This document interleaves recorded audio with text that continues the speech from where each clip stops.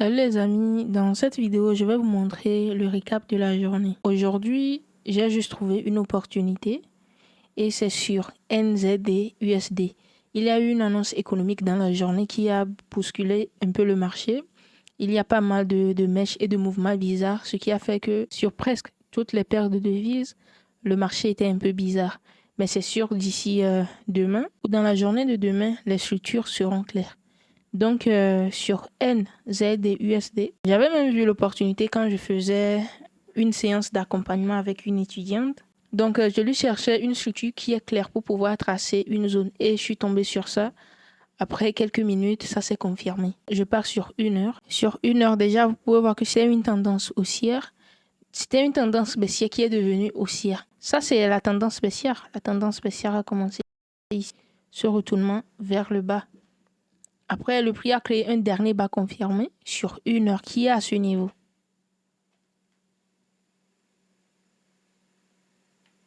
Voilà, dernier bas confirmé. Et haut. Voilà. Donc, après, le prix a clairement cassé le haut sur 1 heure, ce qui nous montrait un retournement de la tendance, un début de tendance haussière. Et là, j'ai descendu sur 15 minutes.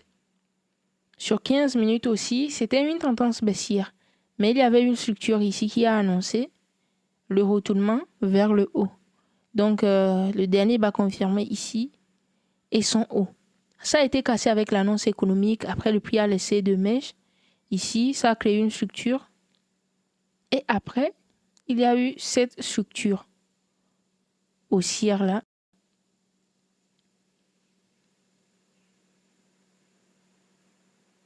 Donc, c'était ça le dernier haut confirmé.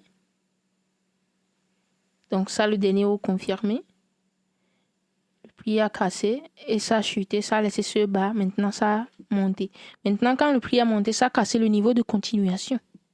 Le prix était quelque part là, quand ça a touché la zone. Voilà, c'était comme ça quand j'analysais avec mon étudiante. Donc, quand le prix a touché la zone, déjà j'ai tracé la zone parce que c'est une continuation. Si le prix n'avait pas bien cassé le haut avec une bonne cassure, j'allais pas chercher de zone.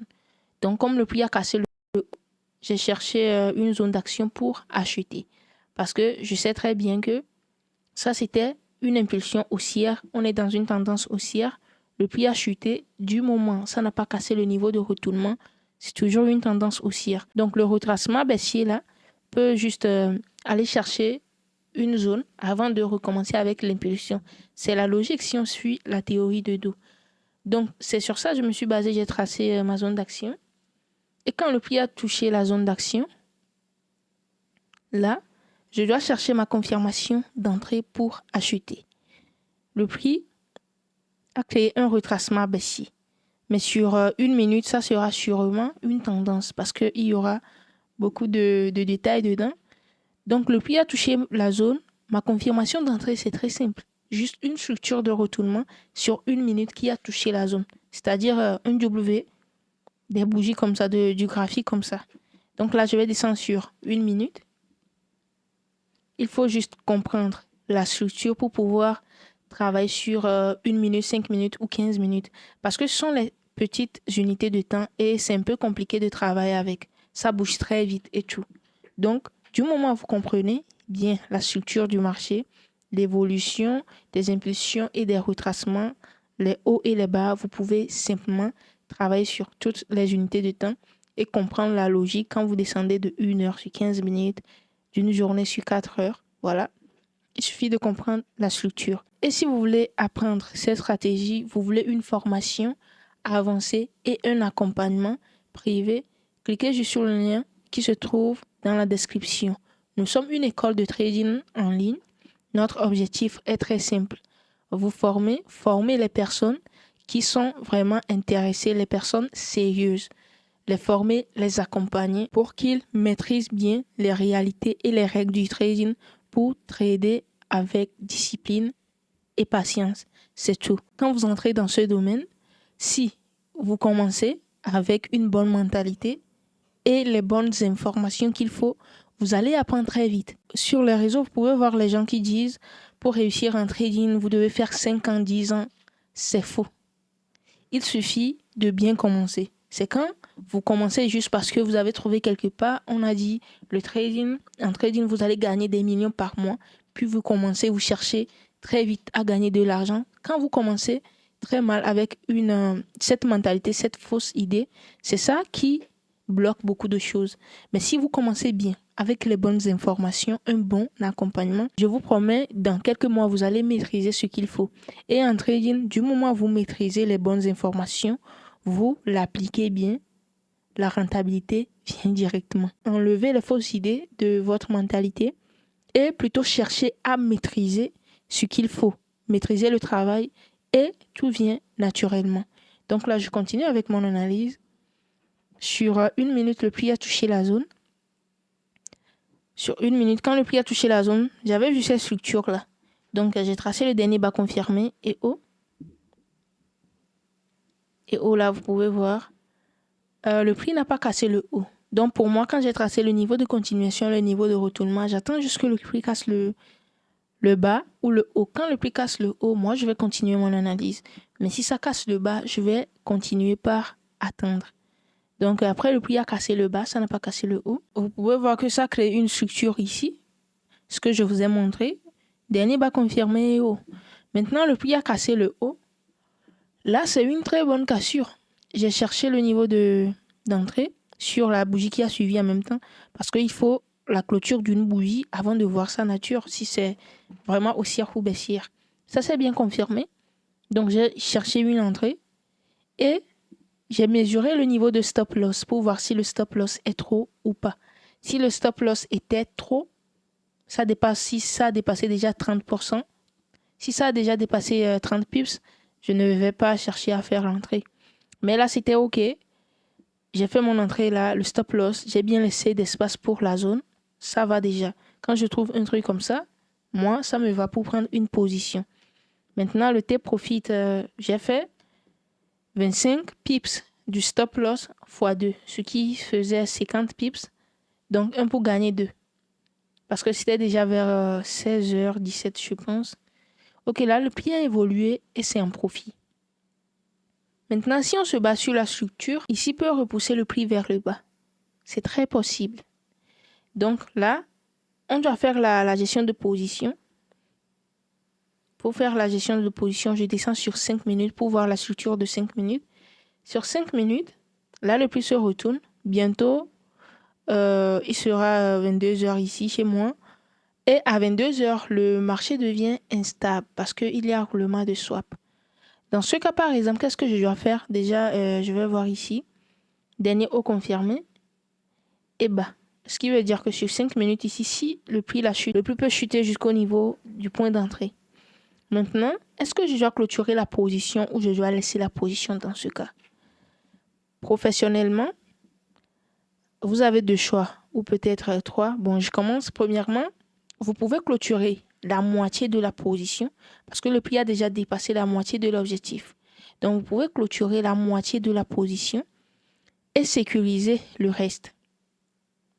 La deuxième chose, vous pouvez sécuriser la position et laisser le prix au point d'entrée. Parce que à 22h, le prix peut bouger dans tous les sens et laisser un gros spread quelques minutes. Donc, pour éviter de sortir juste très vite comme ça, vous laissez le stop loss au point d'entrée. Ça, c'est la gestion de position que je vous apprends comme ça. Vous laissez le stop loss au point d'entrée, ça sera le break-even. Et vous laissez voir ce que le prix va faire. Donc, ça, on ne clôture pas directement, mais on observe, on sécurise, on observe.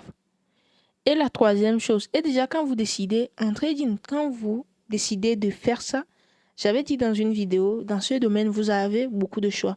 C'est-à-dire que vous allez apprendre des choses, mais après tout, c'est à vous de choisir certaines choses.